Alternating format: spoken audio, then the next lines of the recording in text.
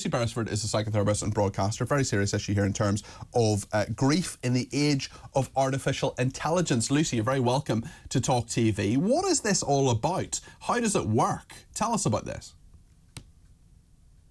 It all started when somebody suffered a bereavement and they were very into their technology, and they used chatgpt to download a lot of the Facebook messages and text messages that they had received from their recently deceased parent. And what the chatbot was able to do was to, I was going to use the verb regurgitate, but present answers to questions or problems, or even just an acknowledgement for some kind of contact in the manner of the deceased parent. And this has happened actually to quite a lot of people. It seems to be the more modern version, one might say, of what many of us did in terms of saving messages on our answering machine from deceased parents. But what people are now saying is it isn't just a one-off just to do it because you perhaps missed the sound of someone's voice, but that actually people are using it on a daily or a weekly basis in order to derive that connection or that comfort that makes them feel more solid. And they say that it can actually help with their grieving process, whereas my concern is that it actually prolongs the grieving process, because you never actually really have that sense of losing connection with your loved one. And moving on as well, and that loss of connection, whilst it's terrible, it's very, very difficult. Nonetheless, it is part of life, and this artificial aspect of talking to someone using artificial intelligence, as you say, it could just prolong that. It could sort of make things worse, or at least make things bad over a long period of time. But there will be a lot of people, Lucy, who will disagree with us and say, do you know, I'd just love to say one more thing, I'd like to talk one more time, or just even hear their voice at some stage. I'm someone who sends a lot of sort of voice messages, there's little voice messages on WhatsApp and so on, just like a minute or 2 minutes or whatever. And sometimes it is quite comforting to hear someone's voice. I had a friend, one of my best friends, died a couple of years ago, and he was a public figure, and I heard his voice, and he was someone who was on TV and radio and stuff, and actually to hear his voice is a really nice thing, but I wouldn't want to hear it every day, because that would make my grief worse, actually. It might actually exaggerate the fact that this person has now gone, because you know that what you're listening to isn't actually authentic.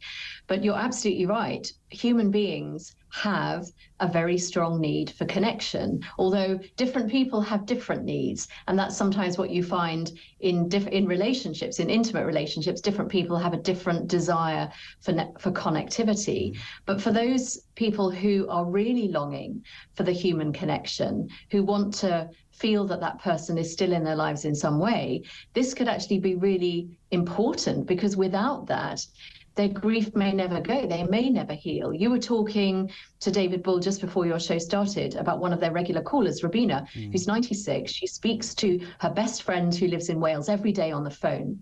They have that connection. They have that longing for connection. And who are we to say that simply because somebody is receiving an AI message from someone that they miss so dearly, that that's wrong? Because that might actually mean the difference between them staying stuck in their grief or actually being able to start to process it. My concern is if they then maybe take too much emphasis, have too much emphasis in that relationship at the expense of the real life relationships that they have, which could actually much more successfully help them to heal that grief. Chris has been in touch from Newbury. He says, Peter, a child today whose every thought will be captured in social media will now live digitally forever. We are now AI immortal. I must say, the friend I mentioned there earlier, I went through a lot of our messages on one evening, and actually I remember even just clearing things out of my parents' house when I moved properly to London, bought my flat a couple of years ago. I was going through old photographs and letters and just keepsakes, things I'd sort of thrown in a drawer that I was finally going through after maybe not having looked at them for 20 years.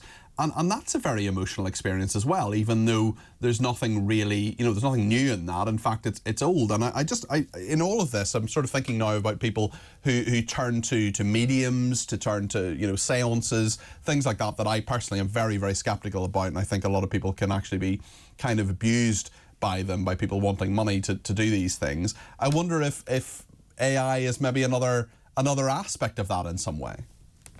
Oh, for sure. 150 years ago, all you could do was go and sit by someone's graveside. And the chances are that you did still live in the same village or town where you grew up, so you could do that. But with life being so much more fragmented, but also more technologically advanced, you can have access to your loved ones still on your phone, the voices they leave, or the messages, as you say, the photos. But people are now talking about the rights of people. Perhaps when you die, is it acceptable that other people are going to digitally bring you back to life? And what about the people who don't want to do that and would find it distasteful, not a good, not...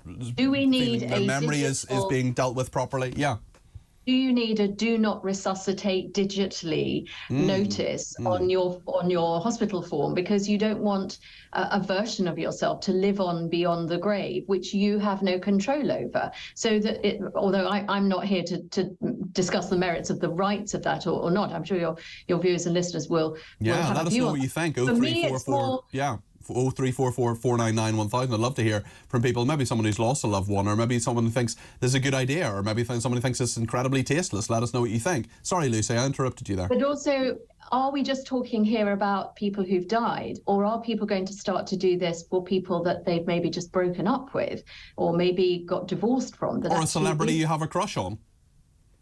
Well, obviously, I have downloaded all of your messages and I play them to myself every night before I go to sleep, because that's the only You're only human, Lucy. What can I say?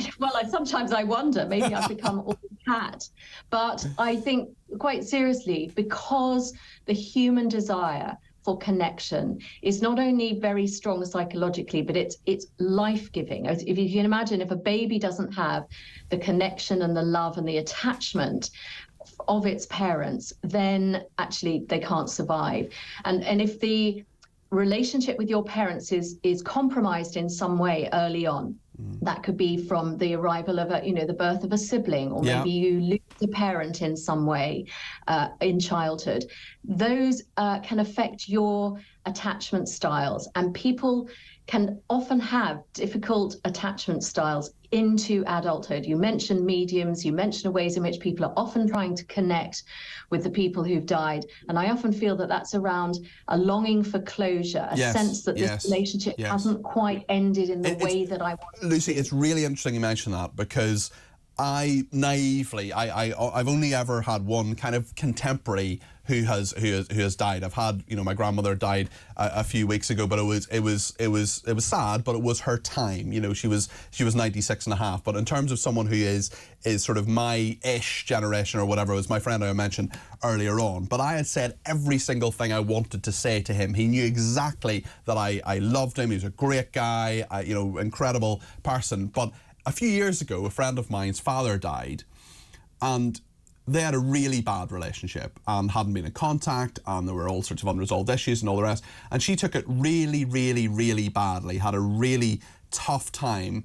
And I naively and completely insensitively and stupidly thought, well, you didn't like him. Like, why are you so upset about this? And it is that unresolved aspect. So actually, maybe resolving these things, maybe that is in some way, even if you do it in a limited way and say there are things I kind of want to put out there into the cosmos, even if it's through artificial intelligence, maybe that's not a terrible thing.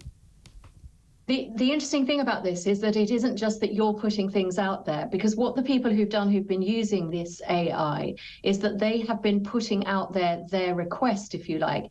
I just want to tell you I got a new job and it's going really well. I'm in a relationship now. I wish you'd met that person.